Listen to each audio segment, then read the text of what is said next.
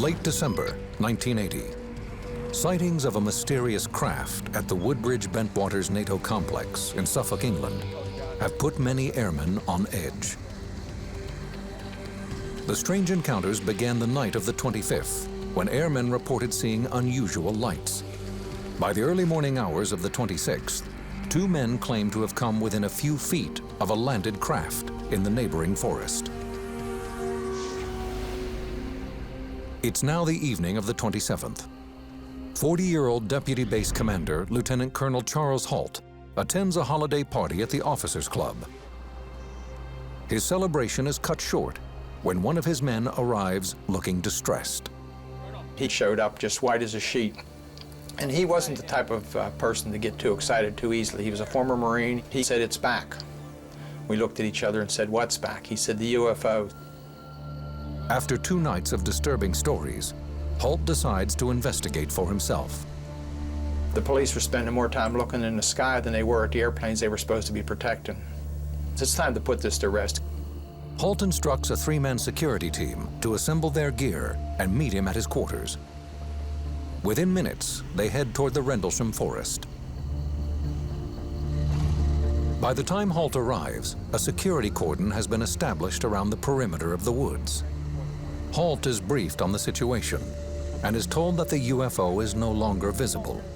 But the men are experiencing mysterious outages in their high-powered floodlights, called light-alls. Halt and his team collect their gear, a still camera, a Geiger counter for measuring radiation, and a night vision device called a starscope.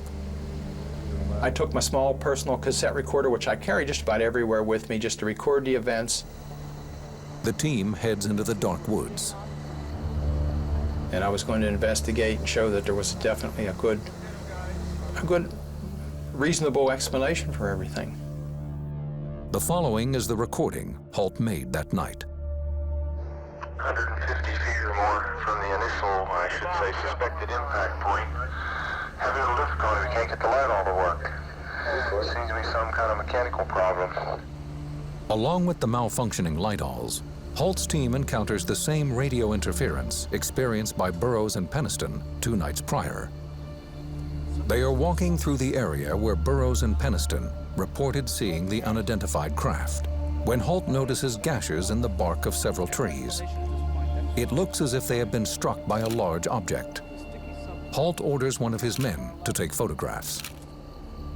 He took pictures of the indentations of the trees and everything. He was taking snap, snap, snap all the time. The Geiger counter begins registering high levels of radiation, but only in the areas surrounding the alleged landing site. Do you get any readings on the tree you're taking samples from on the side facing the suspected landing site? 4 clicks max. Up to 4. Interesting. That's right where you're taking the sample now. 4. That's the strongest point on the tree? Yes, sir. If you come to the back, there's no clicks whatsoever. Suddenly, the dark woods are alive with sound. We're hearing very strange sounds out of the farmers' barnyard animals. It's very, very active, making an awful lot of noise. All the animals in the forest were acting up, making a lot of noise, and the barnyard animals from the farm, which was on the adjacent side of the particular location, were also acting up. One of his men points out a glowing light in the distance. With his tape recorder rolling, Halt documents every moment of this encounter. You just saw a light where? Wait, where? Right in this position here, straight ahead, in between the tree. There it is again. Watch, straight ahead off my flash right there. So there it is. Hey, I see it too. What is it? We don't know, sir.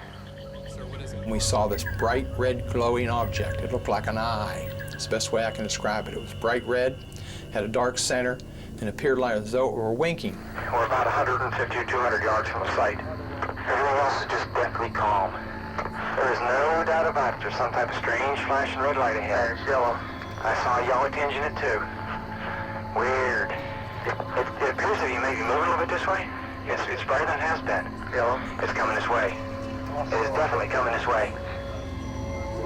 It was moving through the trees, horizontally, but also traveling vertically. In other words, it was zigzagging through the trees and dripping what appeared to be, the best way I can describe it, as molten metal. Holt and his men pursue the object into a nearby field. As we approached, it receded, it went away from us. It went out into the farmer's field.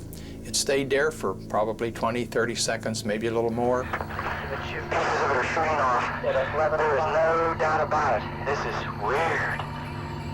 And then it silently exploded and broke into multiple white objects. So we went into the field and searched around on the ground looking for burnt marks or evidence of whatever was coming off the object. The men find nothing in the field. Overhead, the object makes a sudden turn. It approached us at very, very high speed. Oh, here he comes from the south. He's coming toward us now. It stopped overhead and sent down a beam. The best way I can describe it is like a laser beam. Now we're observing what appears to be a beam coming down to the ground. This is unreal. It was a steady, constant beam as far as the diameter. It fell at our feet, and we all just were in awe. And I thought, was it trying to signal? Is it trying to warn us? Is it threatening us? And just as suddenly as it appeared, the light went click and was off. The object speeds away. The team watches, mesmerized, as it moves over the base and continues to beam lights to the ground. To some, it appears that the light is beaming directly into the base's weapons storage area, where nuclear missiles are reportedly housed. There's one object still hovering over Woodbridge Base at about 5 to 10 degrees off the horizon, still moving erratic and similar lights and beaming down earlier. At this point, Holt's recorder runs out of tape. A craft is still hovering in the distance, but Holt and his team aren't sure what to do next. There's no protocol for what they've just encountered. Unnerved and exhausted, the men head back to base. Airman John Burroughs, who had witnessed a UFO 2 nights earlier, arrives at the site, along with Sergeant Adrian Bustinza.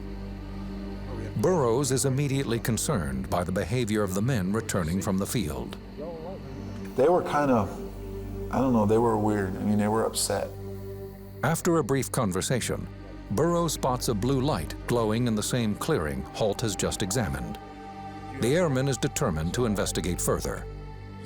I was bugging him, come on, Colonel, let me go out and see. I want to see what it is. So he finally authorized myself and Bustinza to go forward to get a closer look. The men head toward the strange blue glow in the field. Adrenaline quickly takes over, and Burroughs breaks into a run. As I was getting close to whatever it was, all of a sudden it was gone. The field is thrown into darkness, leaving the airmen scared and confounded.